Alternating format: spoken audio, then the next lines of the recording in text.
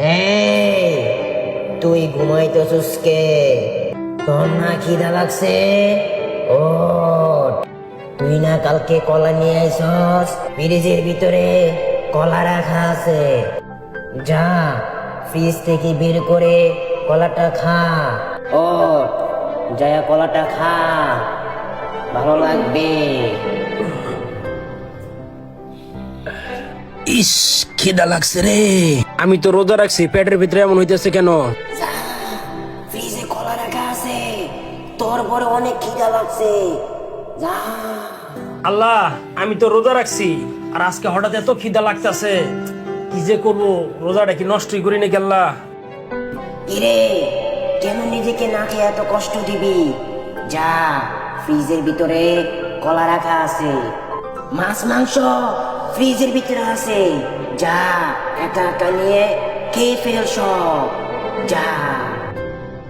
না, আমার অনেক খিদা লাগছে, হইব না। ফ্রিজে কলা রাখা আছে, কেউ তো বাসায় নেই, কেউ তো দেখতো না, আমি যাই খাই। খিদা রে।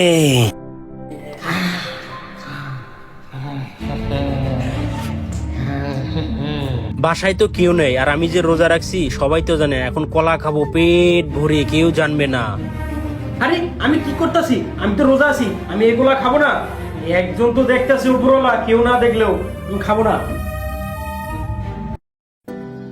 আরে এখন তো আজান দিবে, ওই তখন নামাজ পড়তে যাবে।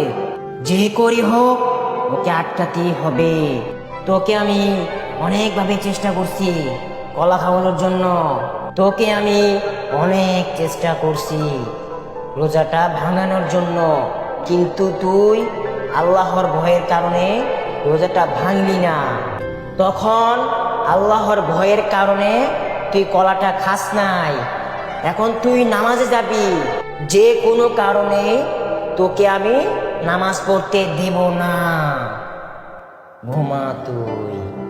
যে করি হোক আজানের শব্দ যেন ওর কানে না আসে, ওরা আমি যাইতে ধুইরা ঘুম পাড়ায় রাখি। ঘুমা, মন ভরে ঘুমা তুই।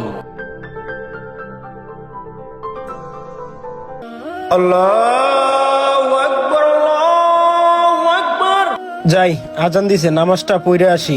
নামাজ পড়িস না, নামাজ পড়িস না, নামাজ পড়িস না, নামাজ পড়িস না, নামাজ পড়িস না, না, নামাজ পড়িস না, আল্লাহু আকবার। নামাজ পড়িস না, না, নামাজ পড়িস না, নামাজ পড়িস না, না। আল্লাহু আকবার।